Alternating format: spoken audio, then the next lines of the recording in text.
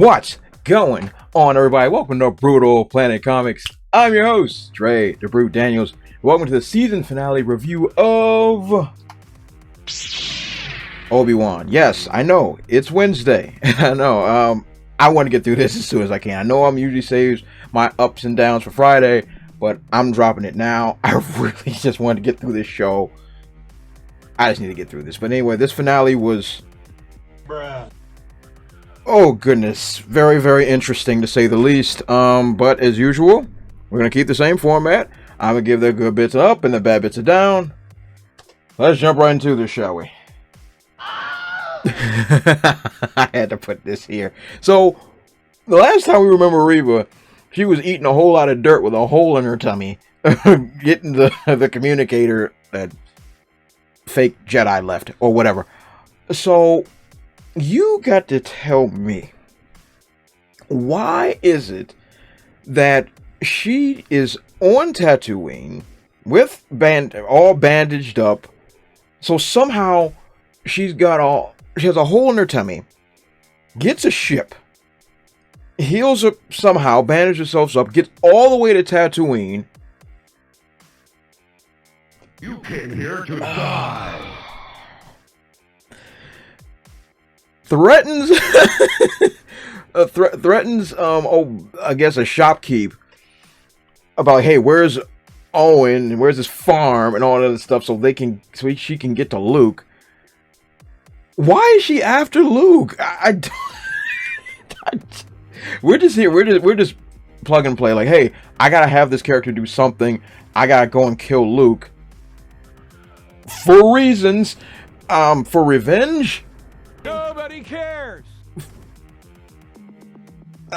Whatever. So Luke, Owen is informed by the shopkeep, like, hey, there's an Inquisitor looking for him, and all that good stuff. Now, what I just said to you sounds like there's a lot going on. It looked like I should have took a whole lot of time for Reva to go from healing herself, bandage it up, find a ship, fly to Tatooine, threaten some people. You'd think Obi-Wan and them would have been here by now. Oh no! Oh no! They are still being chased by Vader. So, in the time it takes Reva to pick herself up off the ground, bandage herself up, find a ship, go to Tatooine, threaten a guy, Uncle Owen getting informed, all of this is happening while the ship that left when Vader tried to rip up the old one, all of this is happening simultaneously. What the heck is going on? Is this just bad editing? Or I know I was baffled. I'm like, wait a minute. I thought the opening scene, like, oh, maybe this is going to show us when Obi-Wan gets there beforehand. No, she's already there. So in the time to take Vader to go to his Star Destroyer, catch up with the other ship, Reva's there threatening people. It's... the timing is absolutely baffling. Absolutely baffling. So while that's happening, Obi-Wan is like, yo, I'm gonna lead Vader off. I'm the one he wants. All that great stuff. Trying to make a hero play because we gotta have a big fight at the end that, doesn't really matter that much.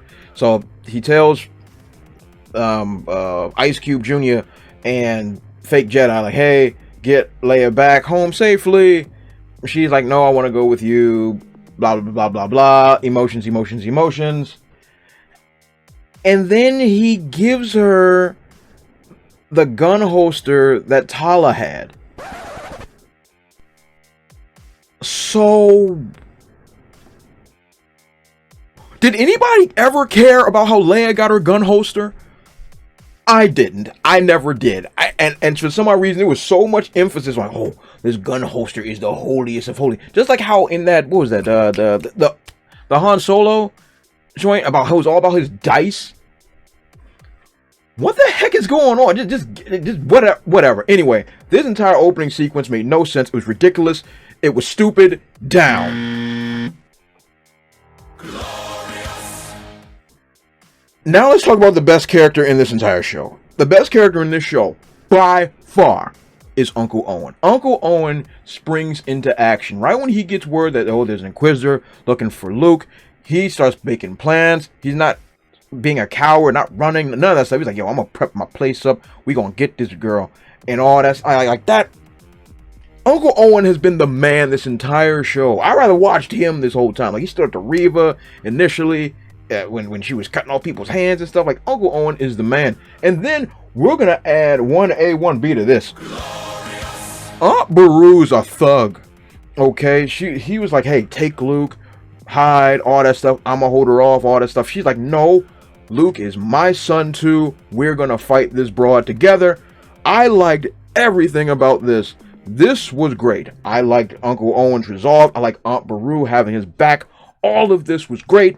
Let's go ahead and getting it up. So then we have the lightsaber duel between Darth Vader and Obi-Wan Kenobi. Now, granted, I felt that this duel lacked any real stakes or emotion. They just kind of go down to this random planet as Obi-Wan's leading them away from the main craft so they can have this fight. I mean, it didn't really make a whole lot of sense why they are fighting, because it seems like Obi-Wan's plan should just be to lead away, but we gotta have a big climax, so I get it.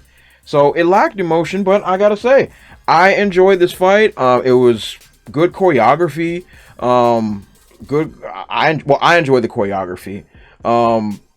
Good use of force powers and abilities. Good back and forth banter from time to time. Wasn't a whole lot of talking, but some decent banter here and there. So I enjoyed that. Even gave Darth Vader the high ground at some point. And then Obi-Wan finally tapped into his full force abilities, which is really cool. And he's like floating up all these rocks and they just pelting Vader with all types of rocks and all that. I mean, it was visually a lot of fun. And then Obi-Wan finally, after a pretty decent back and forth battle, finally gets the upper hand and, the classic Darth Vader, half his mask missing after a hard battle stuff. Like that stuff was really cool. I enjoyed it. And I enjoyed the conversation between them. Now, I know they're trying to wedge why in The New Hope he says that Darth Vader killed Anakin. Because, which is fine. I guess they're just trying to tie it together because they've already destroyed canon enough. But of course, technically, it doesn't make sense for Obi-Wan to leave him alive. I know he's supposed to be feeling guilt because all the guilt that he actually still has, he still carries. But because these characters don't know that Episode 4 happens. All right, they don't know that exists. But I enjoyed this fight. I enjoyed these scenes. Yeah, I'm gonna go ahead and give these lightsaber battle an up. I enjoyed it.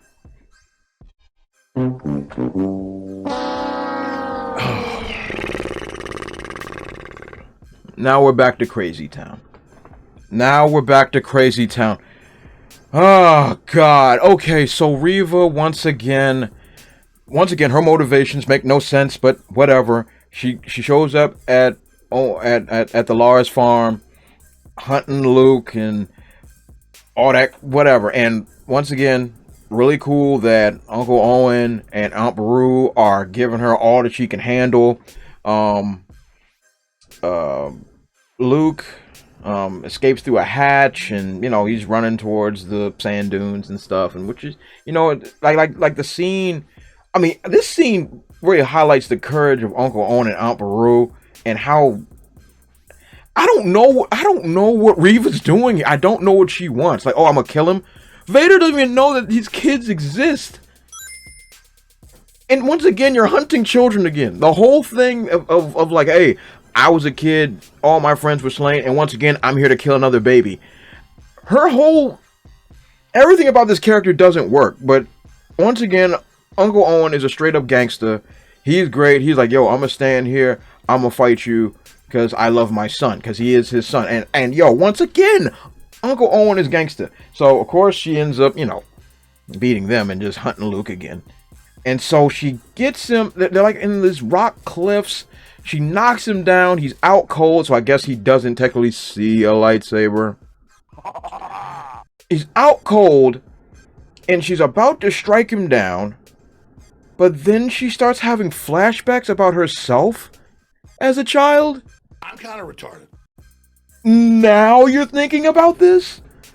Now you're thinking of all the other children and families and people you've murdered, all that stuff. Never gave you a flashback of yourself until now. I don't know why they're trying to paint her as a redeemable character, because she's not. She is a terrible, terrible, terrible being. And like, oh, she did it no. This is ridiculous. And to say like, she sees the error of her ways. She's been responsible for, I don't know, probably hundreds of deaths. This whole stupid thing about, I'm gonna redeem myself now I'm good. No, it doesn't work. It's stupid. And so now she brings him, and Obi-Wan finally gets back, which I guess assume that the Star Destroyer that Darth Vader was on, I guess, dropped Darth Vader off and then left, because when Obi-Wan took off in his ship, there was definitely no Star Destroyer there, but whatever. Who cares? So she comes back with Luke's unconscious body, and she's like, oh, I failed them. Just so stupid. It's all trash. Like, all of this about trying to redeem her, and then Obi-Wan, of course, pats her on the back and encourages her and makes her feel better about all the stuff that she's done, and now she's redeemed herself. It's all nonsense. It's all foolishness. It's garbage from the top down.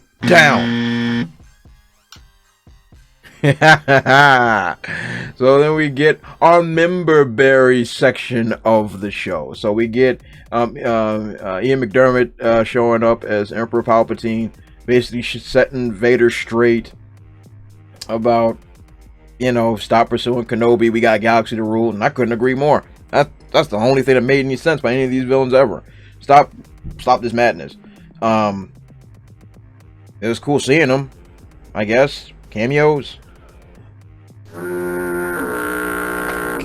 And here we go again. Once again, member berries are being squeezed.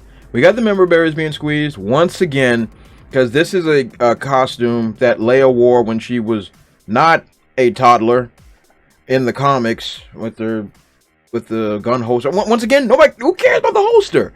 And so this whole scene, oh god. So Obi-Wan comes back once again, leaving Luke. Screw him, I guess. God. And he comes back and just reassures her how great and how awesome she is, and how he knows that, I'm so tired of hearing this. So tired of saying it all the time. Like, oh, you're great, you're awesome, you're the best, you have traits of your mom and your dad, and you're amazing, blah, blah, blah, blah, blah. If you ever need me, give me a call. So technically, everything in A New Hope is garbage. I know they try to do some kind of coded language, like, oh, be careful how you reach out to me. I guess that's how they're trying to say, like, oh, pretend you don't know me or something. I don't know. All of this was dumb. Member berry section, you're not gonna get me down. So we get Obi-Wan in his traditional A New Hope robes, and he's gonna go see Luke. Oh god, this scene infuriated me to no end. So he's packing up all his stuff. He's leaving his cage, about to go on his adventures once again. From the comics, he has his own adventures through Tatooine and all that great stuff. Woot woot, there it is. So he goes to Uncle Owen, is like, hey, I'm gonna head on out. I don't need to protect Luke anymore. You guys can handle it. Which they can, because they were handling their business. Once again, I am pro Uncle Owen and Aunt Beru. Best characters in this show by far. So he's like, yeah. He doesn't need my protection. Ain't that right? And so he's about to walk away, and then Uncle Ben says, do you want to meet him? So you're going to tell me that Obi-Wan has been there for a decade, and has not once introduced himself to Luke?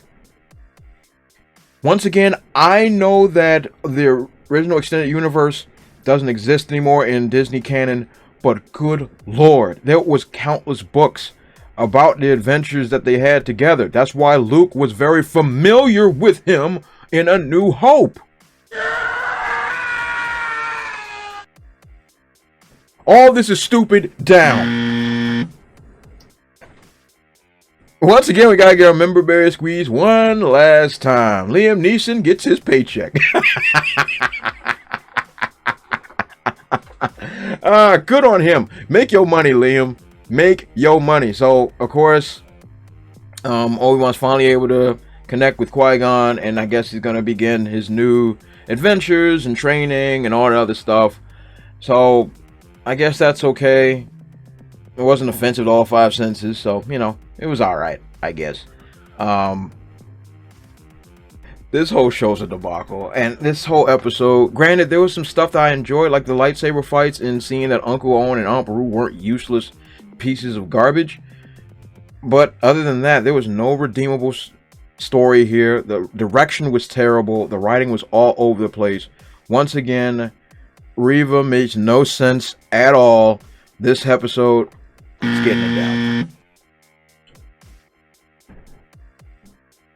So, tell me, what did you think about the grand finale of Obi-Wan? Did you like it? Maybe some things I missed. Let me know in the comment section below. And, yeah, and also check out my other reviews of Obi-Wan. I'll leave that in the description section below as well. But I'm so glad I'm done reviewing this show. I've had enough of this. This has not been a fun experience for me. I know there's some that really like this show. And big ups to them if they really enjoy it. But this was just not for me. Too many inconsistencies, bad storytelling, bad motivations. Reva was the worst.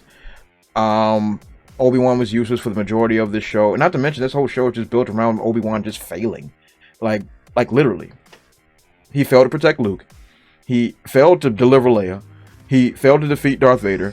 Like just failings everywhere. It's just whatever. To demean a character and to elevate someone else.